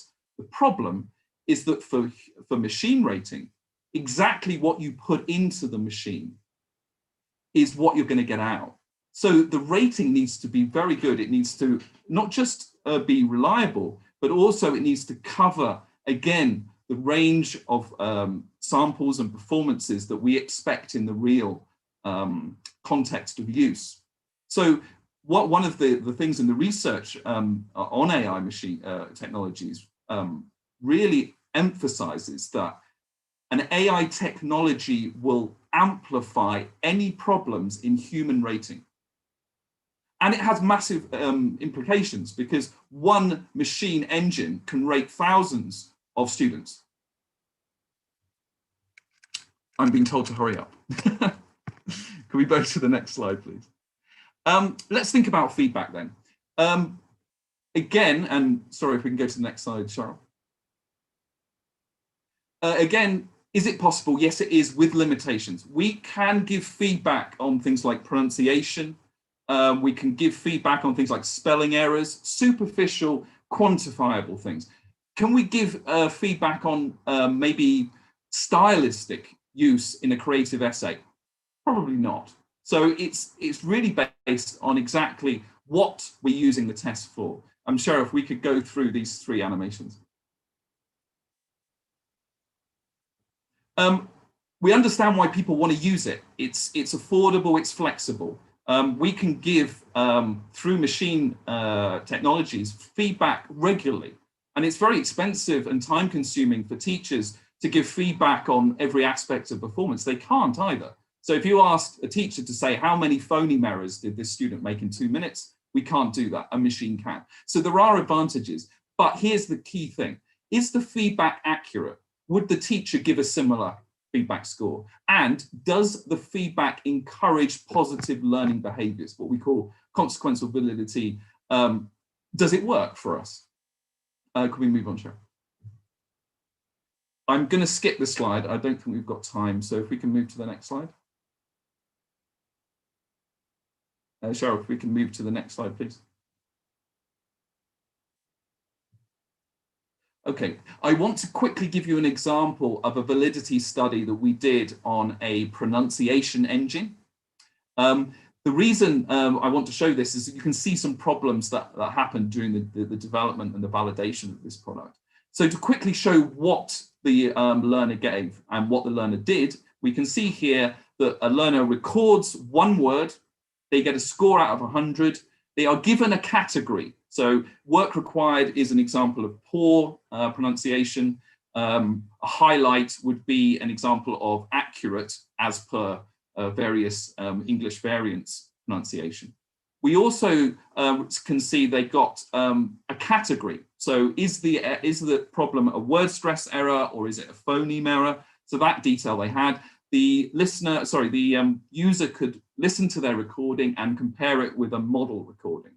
Okay, so there's quite a lot of information there, but the question is this information correct? So what we did, using the same samples, we took data from the machine, so that's the recording and the score, and we compared it with human scores for the same samples. And what we found, sorry, next slide, please, Sean. And what we found is that some were very different. Here are two examples of very different feedback from human and machine. The first example here, the machine gave a very low score, the human gave a high score. And when we analyzed it, we found that the learner was speaking with a very strong UK accent. We asked the tech supplier, they told us they actually didn't have full coverage of the UK pronunciation in their model. So there's a massive gap there, and we asked them to correct that. If you could move to the next animation, Cheryl. Here's another example, the other way around this time. Our human raters gave a low score, 3.4 out of 5. The machine gave a high score, 4.96 out of 5. Why? Well, because the engine wasn't calculating all the features of speech. We can see here that there was a stress error, but the stress error was not included in the final score. So here's an example of what we talk about limited construct. So we're not measuring all the features in the final score. So to conclude from this section, there are things that we can do, but there are certain limitations, and we must validate work as we go. And I think I'm passing back to Cheryl for the conclusion. Okay. Hi, everyone. Sorry. Yeah, sure. Just to end, this is the last slide. So where does this leave us? It actually is worth remembering Tim McNamara's warning that language testing is at a moment of crisis because of technology coming together with sociolinguistic factors such as English as a lingua franca. And really, this means that the position is one of cautious exploration. While technology is at this stage not the full solution, it offers many benefits, and we should not throw the baby out with the bathwater.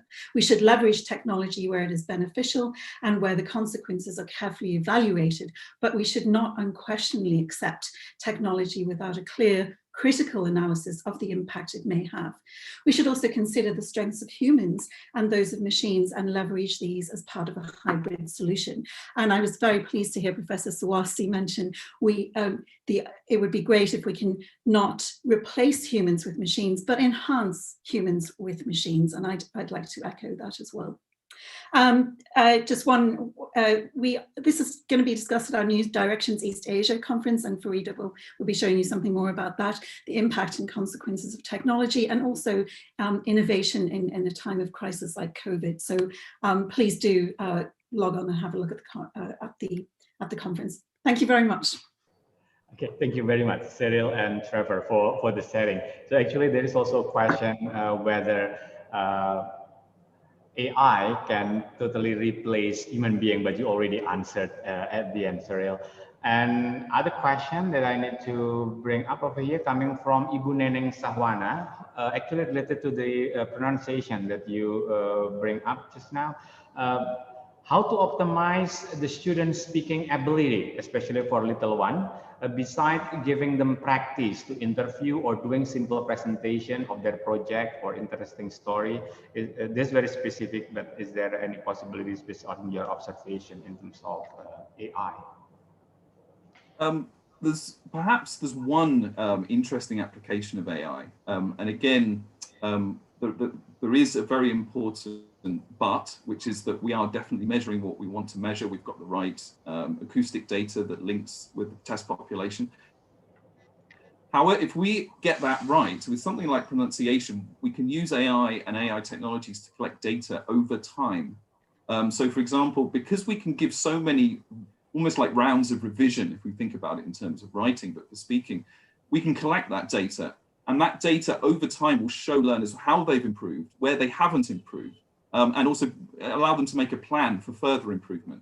And that's something that's quite difficult for teachers to do because it takes so much time. So I think potentially that is one way to do it. Now, I know that the question talked about young learners, and so there's a big question there on how you present feedback to young learners. So if you had a list of phonemes, they're not really going to engage with that. So I think it's a potential area here, and I'm involved with the Young Learner projects at the moment, and we're looking about how we can actually present feedback to young learners in a way that is fun, gamified and that they're going to take on board. So I think there's potential here, but there are lots of issues that we need to face. Okay. Actually, there's one more question that I would like to bring up now from Leah Depot in terms of feasibility that you also just addressed. For productive skill tests, should the test be adjusted to be more suitable with the possible technology, or should we wait until the technology catch up to be more human-like? Sorry, Trevor, I'll just make a quick comment. And please. then I think if we try to adapt our tests to match the technology, we're really at risk of narrowing this construct, really only measuring a few things. Trevor's example around word stress. So I do not think it's time to go 100% that way. I think that the most responsible thing to do is to actually have some sort of hybrid model. Trevor, I'm not sure if you have something to add to that. I think there's a massive opportunity because when we say tests, we have different tests for different stakes, for different purposes. And one of the really exciting things that is coming up in AI now is interaction in AI. We know that if you design a speaking test, it's actually very difficult to design a reliable test where you have two speakers or the examiner is also involved in that interaction. There are too many variables that affect the scoring. However, AI is able to start tapping into that. We have what we call spoken dialogue systems, where you actually have predicted turns and you use those to assess how learners respond to something. A very simple example could be you buy a train ticket and the test taker is buying the ticket and the machine or the avatar is the ticket, the cashier, if you like. So that kind of broader construct work is very interesting. But as Cheryl says, it's very much research at the moment. And so if we start applying these technologies in situations where the stakes are high, then I don't believe that's fair for the test takers. So consider the use, let's experiment, let's start researching this, but make sure that the stakes are appropriate for the development of the technology. Okay, thank you, Cyril and Trevor. So that's the end of the third session of our third national symposium. However, I would like to invite all the speakers, to turn your video on and also unmute it yourself, because we would like to have this panel discussion right now. So what time do we have? Maybe we have like only 10 minutes, but I would like to start in communicating to each other. Prof. Suarsi, looking at the Indonesian context, then how is the feasibility or whether it is desirable to have this AI, for example, or technology, looking at the Indonesian context that you have been observed so far? Well, we have to be very careful, and I think I agree with Cheryl that hybrid will be much better. But we have to have really a good observation in the disparities of development. So we should not make those who are really left behind more behind. Their existence should be really appreciated. So this careful decision should be made, in fact, not to dehumanize the feeling of that. So that's my opinion. So in the near future, it's almost impossible. In the near future. So we still have to prepare for that one and the intonation. I think if I was tested by that AI, I will fail because I have my British, a bit British is not American. I don't know. Thank you, Prof. Suarsi. Looking at the Japan context, maybe Judith and also Robin have the experience. I mean, Japan has a very great technology. So in terms of what do you call it, implementing this AI, I mean, like what are like the biggest challenges over there? Is there any like a big challenge that you face over there, like implementing AI? Maybe start to answer that. I don't think there are any plans to use AI in Japan yet. And actually, maybe rather surprisingly, although Japan is clearly a technologically advanced country, in terms of technology use in schools, there's actually very little technology being used in schools at the moment. Oh, really? In fact, there's a big government program to invest in technology, but if you go into a Japanese classroom as it is now, you'll find 30 or 40 students sitting in rows with a blackboard and almost no use of technology. I think that's going to change in the coming years. Is it cultural consideration or what? Sorry, can you say that again? Is it because of cultural consideration of the decision by the government, or what? Or that there hasn't been much there are very little. Yeah, that's because Korea is different. South Korea is different, right? It's technology in the school. I think so. I think both Korea and maybe also China have invested. Yeah, so I'm surprised too. I think maybe there's been some element of complacency over. I mean, Japan tends to score quite highly on PISA scores, and maybe that's why there has been less attention paid to technology. But that's going to change in the coming years. So maybe AI would become more of a question in a few years' time.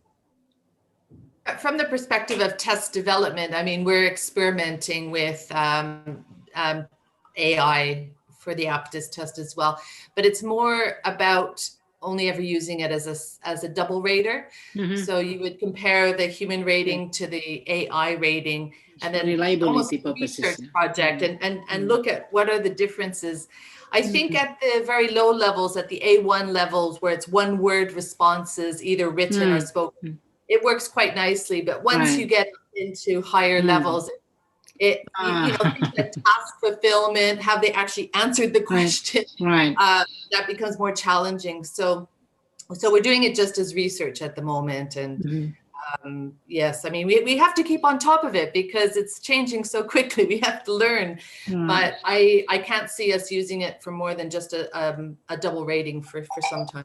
Right. In terms of key parties, based on your Japanese experience, so bringing to Indonesian context, who will be like the important parties you think, for example, to incorporate AI to be part of the policy, for example, even though it's pricing, Robin answers regarding the Japanese experience.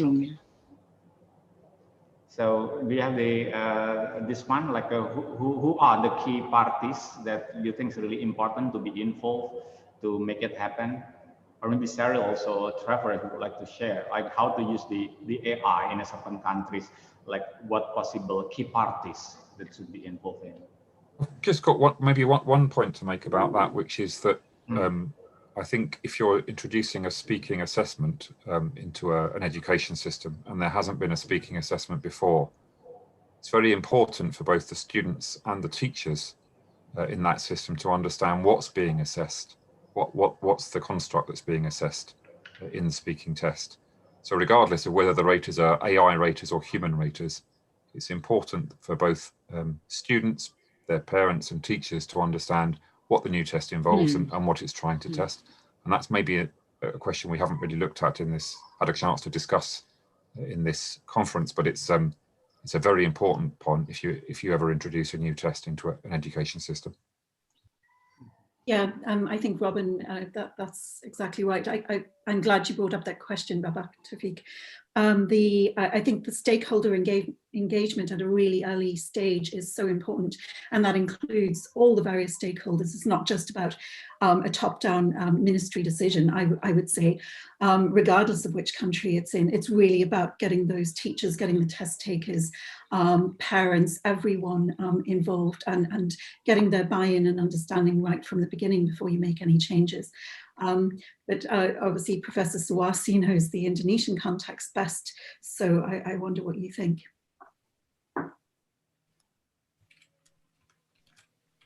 Okay, so do you want to answer this, Prof. Suwarse, looking at the Indonesian context? AI. Yeah, if I mean, like the key parties, I mean, to make it happen. The key parties, I think the government, and then you have the the provider of the connection, and those with technology, the quality control, etc. But the voice from the grassroots, which, you know, or which in which they are disadvantaged should be listened first. And, you know, it's everything which is sophisticated should not make people feel, well, what is that, threatened or what? When it's too far away, you know. So because I visited rural areas in the 3T, right? So it's, oh my God, it's just far away from that one. So we have to take care of the feelings of the people so that they will still feel, you know, valuable. Their existence is still that. So that there are levels of that. Therefore, the government has to work together with a non-government organization who really have the data. So baseline data has to be collected. That is missing now. I'm sorry, this is missing in fact. Thank you. Okay, thank you, Prof. Suarse. Okay, right now, yeah, I think there's a lot of things to address, but time is very limited. And right now, I would like to invite everybody to give the closing remarks. I would like to start from the last speaker, Trevor. Would you like to start to have the closing remarks or message that you'd like to? Yeah.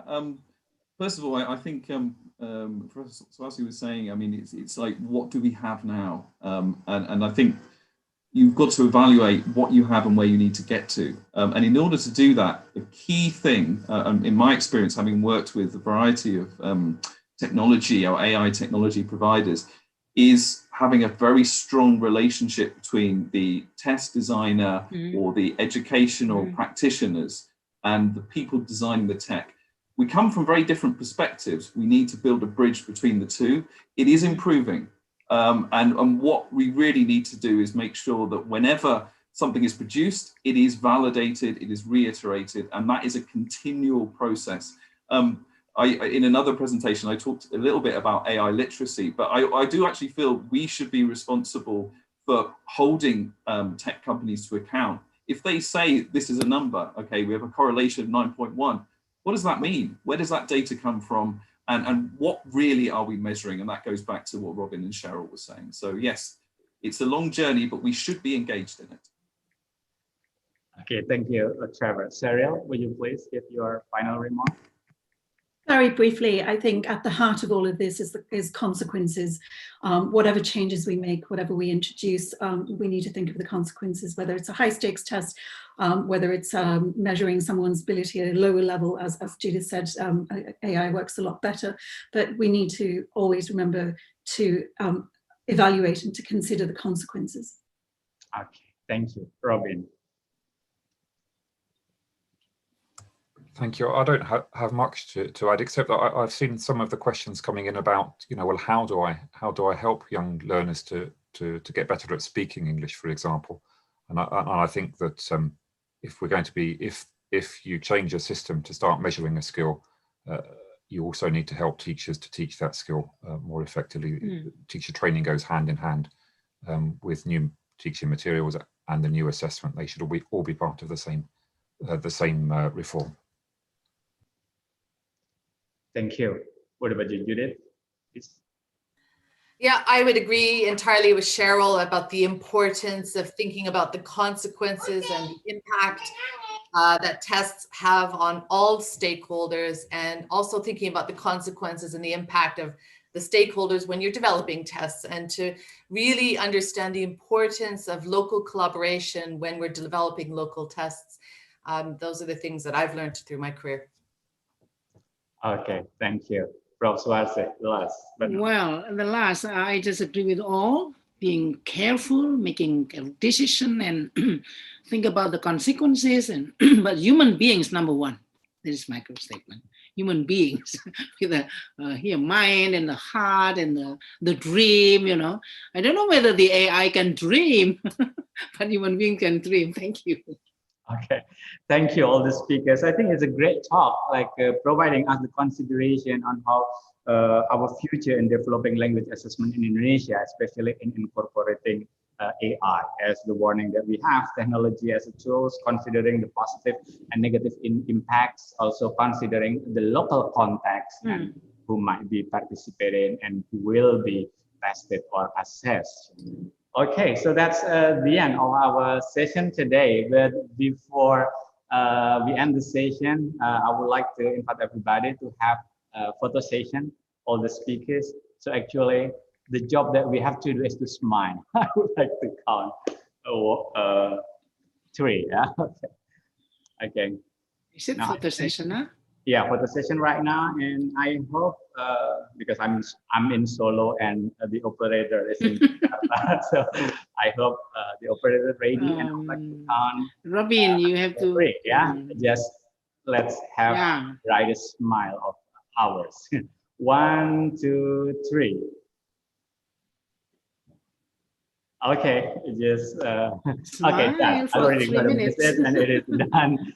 Okay, thank you very much, Prof. Suarse, Trevor, Cyril, Robin, and Judith for the inspiring talk and also the thoughtful contribution to our today's session.